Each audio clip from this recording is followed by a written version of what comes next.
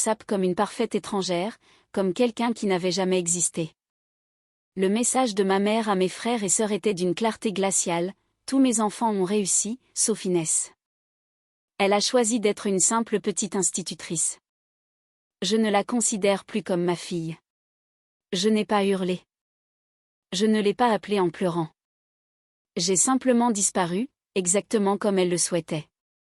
Ce que ma mère ignorait, c'est que 4 ans plus tard, je me tiendrais sur une scène devant 500 personnes, avec le ministre de l'Éducation nationale me serrant la main, tandis qu'elle serait assise dans le public, non invitée, espérant un moment de gloire qui ne viendrait jamais. Avant que je ne vous raconte la suite, prenez un instant pour aimer cette vidéo et vous abonner, mais seulement si cette histoire résonne en vous. D'où nous regardez-vous en ce moment et quelle heure est-il chez vous? Laissez-moi tout reprendre depuis le début, cette nuit où j'ai compris que j'avais perdu la famille que je pensais avoir pour commencer à bâtir celle que je méritais vraiment. En grandissant dans la banlieue chic de Lyon, la famille Faure était ce que les voisins appelaient une famille tirée à 4 épingles. Ma mère, Marguerite Faure, avait pris sa retraite de directrice régionale de banque à 55 ans, non pas parce qu'elle avait besoin de repos, mais parce qu'elle avait enfin obtenu son rond de serviette au prestigieux Cercle de l'Union. La seule cotisation annuelle coûtait plus cher que mon salaire d'une année entière. Elle portait ses carrés Hermès comme une armure, toujours drapée avec une précision mathématique sur ses épaules, toujours dans des tons feutrés qui murmuraient « Vieille France », même si notre fortune ne datait que d'une génération. Ma sœur Victoire était le joyau de la couronne. À 38 ans, elle était chirurgienne esthétique dans le 2e arrondissement, avec une clientèle composée d'animatrices télé et de femmes de politiciens. Elle postait sans cesse des photos de sa Rolex Datejust posée négligemment sur des tables de restaurants étoilés, ses ongles parfaitement manucurés en serrant des flûtes de champagne lors de galas de charité. À chaque réveillon de Noël, elle nous faisait un compte-rendu de ses dernières retouches subtiles, comme si nous ne remarquions pas le lissage excessif autour de ses yeux ou ses lèvres qui semblaient gonfler d'année en année. Ensuite, il y avait Benoît, 40 ans, avocat d'affaires à Paris, qui conduisait une Porsche Cayenne qu'il s'assurait de garer à l'endroit le plus visible lors de chaque réunion de famille. Il avait une femme, Caroline, qui collectionnait les sacs Kelly et Birkin comme certains collectionnent les timbres, de manière méthodique, obsessionnelle, toujours à l'affût de la prochaine édition limitée. Et puis il y avait moi, Inès, la cadette, celle qui ne rentrait pas dans le portfolio familial.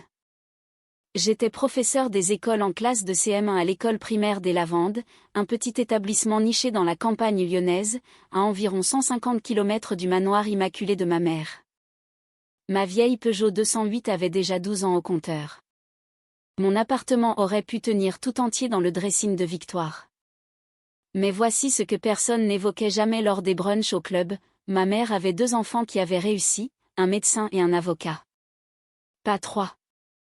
Jamais. Je n'avais pas choisi l'enseignement par dépit. Quand j'ai passé mon bac, j'avais une mention très bien avec les félicitations du jury et une place réservée en classe prépa de médecine à Paris, la voie que Victoire avait suivie 10 ans plus tôt. Ma mère avait déjà commandé l'autocollant « Parents de futurs médecins » pour sa voiture et l'avait annoncé à toutes ses amies du cercle. Le récit était écrit. Mais j'avais passé cet été-là comme bénévole dans un camp d'alphabétisation pour enfants défavorisés dans la Drôme. Il y avait ce petit garçon, Lucas, 8 ans, qui ne savait pas lire plus de 3 mots d'affilée et à qui on avait répété toute sa vie qu'il était lent. Fin août, il dévorait des romans de la bibliothèque verte. Le jour où il a terminé Le Petit Prince tout seul, il m'a serré si fort dans ses bras que j'ai cru que mes côtes allaient craquer. C'est à cet instant que j'ai su. J'ai appelé ma mère ce soir-là pour lui dire que je refusais la médecine pour m'orienter vers les sciences de l'éducation.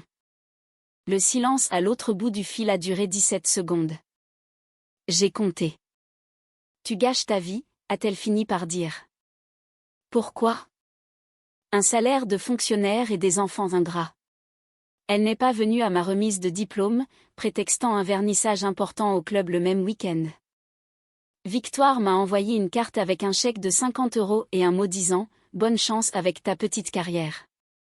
J'ai encaissé le chèque car j'avais besoin de faire mes courses, mais je n'ai jamais oublié le message caché: tu as choisi d'être moins que nous, et nous ne te laisserons jamais l'oublier.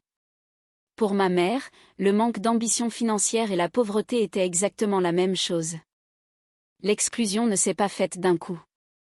Elle s'est infiltrée lentement, comme de la moisissure dans les coins d'une pièce qu'on ne nettoie jamais. Noël 2019.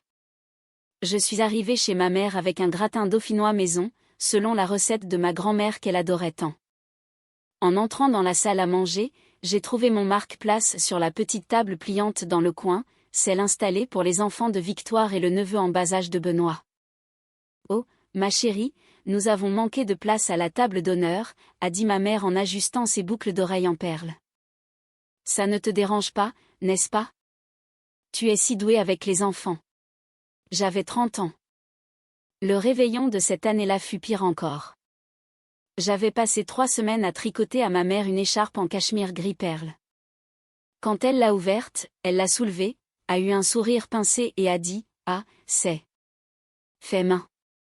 Puis elle s'est tournée vers Victoire qui lui avait offert une pochette Chanel et a passé 20 minutes à s'extasier sur les coutures et le fermoir. Mon écharpe a fini dans le placard de l'entrée. Je l'ai retrouvée 2 mois plus tard, encore dans son papier de soie, avec les étiquettes que j'avais soigneusement enlevées glissées à l'intérieur. Mais le coup de grâce est survenu pour son anniversaire début 2020. J'ai appelé pour demander l'heure du dîner au restaurant. « Oh, Inès », a-t-elle dit avec un regret surjoué. Le restaurant n'avait que 6 places disponibles. Ton père, Benoît et Caroline, Victoire et son compagnon. Tu comprends, n'est-ce pas? La famille passe avant tout. 6 places. Et apparemment, je n'étais pas assez famille pour en occuper une. Cependant, rien de tout cela ne m'avait préparé à ce qui allait suivre. La seule personne qui me traitait encore comme si j'existais était ma cousine Rachel. Elle avait 24 ans à l'époque, la fille de ma tante Patricia, de 8 ans ma cadette, fraîchement diplômée et travaillant dans le marketing à Montpellier. Nous étions proches depuis son enfance, je la gardais souvent le week-end quand ses parents se disputaient. Rachel était le genre de personne qui remarquait votre douleur même quand vous essayiez de la cacher. La nuit précédant la fête des mères 2020, mon téléphone a sonné à 23h47. Le nom de Rachel a illuminé l'écran. Quand j'ai répondu, sa voix tremblait. « Inès, je dois te dire quelque chose. Je ne savais pas si je devais, mais tu mérites de savoir. » Mon cœur a raté un battement. « Qu'est-ce qu'il y a ? » Regarde WhatsApp. Le groupe de la famille. J'ai ouvert l'application, j'ai fait défiler jusqu'à « Dîner de famille fort », le groupe que ma mère avait créé 3 ans plus tôt. Je n'y étais plus. Rachel, je ne comprends pas. Ils t'ont supprimé. Ta mère a demandé à Victoire de le faire la semaine dernière. Rachel a eu un sanglot dans la voix. Inès, je suis tellement désolée. J'ai fait des captures d'écran de tout. Je te les envoie. Mon téléphone a vibré. Une image, puis une autre. J'ai fixé l'écran, les mots de ma mère figés dans l'encre numérique. Quelque chose en moi est devenu très, très silencieux. Pourquoi me dis-tu ça, ai-je chuchoté. Parce que tu es ma famille, Inès. Même s'ils ont décidé que tu ne l'étais plus. J'ai enregistré ces captures dans un dossier intitulé « Preuve ». Je ne savais pas encore que j'en aurais besoin, mais je savais que je ne pouvais pas laisser ces mots s'effacer. J'ai relu ce message 47 fois cette nuit-là. Pas parce que je ne le comprenais pas, mais parce qu'une partie de moi cherchait une faille, un contexte qui pourrait atténuer le choc. Il n'y en avait pas. Le message datait de 20h32, rappel, dîner de fête des mères au Grand Hôtel à 19h précise. Tous mes enfants seront présents. Tous mes enfants qui ont réussi. Inès a choisi d'être une simple petite institutrice. Je ne la considère plus comme ma fille. S'il vous plaît, ne mentionnez pas son nom demain. En dessous, Victoire avait répondu avec un emoji cœur. Juste un cœur. Pas de protestation. Pas d'hésitation. La réponse de Benoît, compris maman. 2 mots. C'est tout ce que je valais pour mon frère. 2 mots et une soumission totale. Je suis restée assise sur le bord de mon lit dans mon petit studio, le téléphone serré entre les mains. Et je n'ai pas pleuré. J'aurais voulu, mon Dieu, j'aurais voulu m'effondrer, hurler dans mon oreiller, appeler ma mère pour exiger une explication. Mais qu'est-ce que cela aurait changé ? Elle avait pris sa décision et l'avait annoncée comme un communiqué de presse.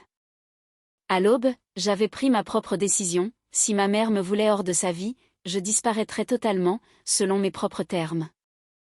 Mais je n'oublierai pas. Le matin de la fête des mères, je me suis réveillée dans le silence. Aucun appel, aucun message maladroit du genre « tu nous manques » de la part de Victoire. Rien. Pour la première fois en 30 ans, je n'ai pas envoyé de fleurs. Je n'ai pas appelé. Je n'ai pas fait les 150 kilomètres pour m'asseoir à une table de coin pendant qu'elle faisait semblant que je n'existais pas. J'ai préparé mon café. J'ai corrigé des copies. J'ai bloqué son numéro, puis celui de Victoire, puis celui de Benoît. J'ai supprimé Instagram pour ne pas voir leurs photos de famille mises en scène. Je ne savais pas alors que mon silence durerait 4 ans. 6 mois plus tard, Rachel m'a appelé pour me donner des nouvelles que je n'avais pas demandées. Les photos du réveillon sont en ligne. Victoire les a postées. L'image montrait ma mère en bout de table, entourée de Victoire et Benoît, leurs conjoints parfaitement placés derrière eux. La légende disait « reconnaissante pour ma merveilleuse famille ». Maman, tu nous as bien élevés. 3 personnes, pas 4.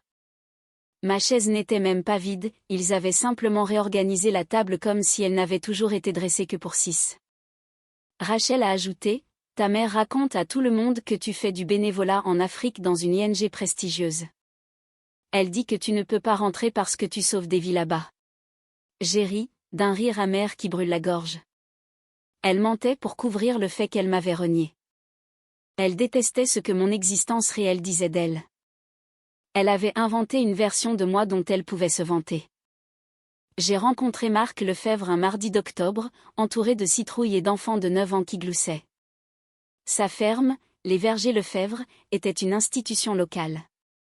50 hectares de collines, des légumes bio, un petit verger où les familles venaient cueillir des pommes.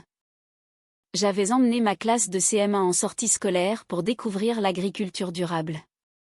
Marc m'attendait près du tracteur, grand, les épaules larges, avec des yeux bienveillants et de la terre en permanence sous les ongles. Il m'a serré la main et a dit « Vous devez être Mademoiselle Faure. Ma fille ne cesse de parler de vous. » Sa fille était Luna, 5 ans, des boucles dorées et un sourire à faire fondre les glaciers. Elle était dans la classe de maternelle de ma collègue, mais je lui donnais des cours de soutien 2 fois par semaine depuis que sa mère était décédée d'un cancer l'année précédente. Luna est une enfant incroyable, lui ai-je dit. Aussi vive qu'un éclair. Quelque chose a changé dans son regard, une forme de gratitude. Cette sortie scolaire s'est transformée en appel téléphonique, puis en café, puis en pique-nique sous le vieux chêne de sa propriété où Marc m'a interrogé sur ma famille. Je lui ai dit la vérité, je n'en ai pas. Ou plutôt, ils ont décidé qu'ils ne m'avaient plus. Il n'a pas posé de questions indiscrètes. Il m'a juste tendu une part de tarte aux pommes et a dit, la famille n'est pas toujours une question de sang, Inès. Parfois, ce sont les gens qui restent quand tous les autres s'en vont. 2 ans ont passé comme les pages d'un livre que j'écrivais enfin pour moi-même. En 2022, Marc et moi nous sommes mariés. Pas dans un château avec 300 invités, mais sous ce chêne, avec Luna comme demoiselle d'honneur et une poignée d'amis devenus ma vraie famille. J'ai officiellement adopté Luna la même année. Le jour où les papiers ont été validés, elle m'a tendu un dessin au feutre, 3 personnages se tenant la main sous un soleil jaune. En bas, en lettres tremblantes, elle avait écrit « Ma maman, mon papa, moi ». J'ai terminé mon master en direction d'établissement scolaire par des cours du soir, tapant mes mémoires à 23h une fois Luna endormie. Quand un poste de directrice s'est ouvert à l'école des Lavandes, j'ai postulé et je l'ai obtenu. Pendant tout ce temps, je suis restée invisible pour l'effort. Quelque part à Lyon, ma mère racontait encore que je sauvais des enfants en Afrique. Il n'avait aucune idée de qui j'étais devenue. L'appel est arrivé un jeudi après-midi de mars 2024. Madame Faure-Lefebvre ? Ici le rectorat. Le jury a examiné votre dossier et j'ai le plaisir de vous informer que vous avez été nommée inspectrice de l'éducation nationale pour l'Académie de Lyon. Je me suis assise, les jambes chancelantes. Superviser 70 écoles, des milliers d'élèves. Votre bilan est exemplaire, a continué la voix. Le programme de mentorat que vous avez développé est adopté au niveau national. L'annonce a fuité dans la presse locale 2 semaines plus tard, une ancienne institutrice locale devient inspectrice. Ma photo figurait dans le journal. Je ne pensais pas qu'il le verrait. J'avais tort. Rachel m'a appelé le soir même, hors d'haleine. Inès, ta sœur a posté l'article dans le groupe familial avec la légende, n'est-ce pas notre Inès? Ma mère n'avait pas répondu sur le groupe, mais elle avait appelé Victoire immédiatement, furieuse que son mensonge sur l'Afrique s'effondre. 3 jours plus tard, j'ai reçu un mail. Objet, de la part de ta mère. Ma très chère Inès, j'ai vu la merveilleuse nouvelle. J'ai toujours su que tu avais cela en toi. Nous devrions déjeuner ensemble. La fête des mères approche, ce serait si beau de réunir toute la famille. Pas d'excuses. Pas de mention des 4 ans de silence. Juste une invitation, comme si j'étais revenue d'un long voyage. Je n'ai pas répondu. Puis Victoire a appelé d'un numéro inconnu. Sa voix était mielleuse. Inès, c'est Victoire. Maman ne se sent pas très bien, elle demande après toi. Elle s'en veut, tu sais. Rachel m'a confirmé plus tard que ma mère était en fait au spa la veille. Ils ne revenaient pas parce que je leur manquais, ils revenaient parce que j'étais devenue quelqu'un d'important. La cérémonie de remise du prix de l'excellence académique avait lieu à la préfecture. 500 personnes, des caméras, le ministre. Marc était à mon bras, Luna tenait ma main. Dans la salle, j'ai senti des regards dans mon dos. Je n'ai pas eu besoin de me retourner pour savoir que les forts étaient là, au 2e rang, non invités mais bien présents. Ma mère en Chanel crème, Victoire en robe Valentino rouge sang, Benoît en costume sur mesure. J'ai entendu ma mère chuchoter à sa voisine, « Je suis Marguerite Faure, sa mère. » Tout ce qu'elle est, elle me le doit. Victoire s'est penchée vers moi, « Inès, tu ne vas pas saluer ta famille ?» J'ai tourné la tête juste assez pour être entendue, ma famille est assise juste à côté de moi. Puis, le ministre m'a appelé sur scène. J'ai pris une grande inspiration. Merci à tous, ai-je commencé. On m'a dit un jour que j'avais choisi une voie médiocre. On m'a dit que je n'étais plus une fille, mais une déception. Un murmure a parcouru la salle. Mais l'enseignement n'est pas une question de titre. C'est une question de présence. Je veux remercier ma famille. Mon mari Marc, qui a cru en moi quand j'étais invisible. Ma fille Luna, qui m'apprend chaque jour ce qu'est l'amour inconditionnel. J'ai marqué une pause, regardant droit dans les yeux ma mère qui s'apprêtait déjà à se lever pour me rejoindre sur scène. C'est tout. Ce sont les seules personnes que je souhaite remercier, car ce sont les seules qui étaient là quand les lumières étaient éteintes. Ma mère est restée figée, une jambe à moitié levée. La sécurité l'a doucement invitée à se rasseoir. Le silence qui a suivi a été rompu par une ovation debout de 500 enseignants. Après la cérémonie, ils m'ont coincé dans le hall. « Tu nous as humiliés devant la télévision », a sifflé ma mère. J'ai sorti mon téléphone et j'ai montré la capture d'écran du message de 2020. Tu as dit que tu ne me considérais plus comme ta fille. J'ai simplement respecté ta volonté, Marguerite. Victoire a tenté de protester, mais je l'ai coupée. Vous n'êtes pas venu pour moi, vous êtes venu pour la photo. Pour le nom des forts. Mais je ne m'appelle plus Fort. Je suis une Lefebvre. Je me suis détournée d'eux, laissant ma mère tremblante dans son tailleur trop cher. Elle a fini par démissionner du cercle de l'Union à cause des rumeurs. Victoire a perdu des clients car personne n'aime confier son visage à une femme capable d'une telle cruauté envers sa sœur. Quant à moi, j'ai enfin trouvé la paix. 1 an plus tard, j'ai reçu une lettre de ma mère, une vraie lettre cette fois. Elle y avouait avoir eu peur, avoir été obsédée par l'image sociale au point d'en oublier l'essentiel. Je l'ai lue, je l'ai rangée dans un tiroir. Je ne l'ai pas détestée, car la haine est encore une forme de lien.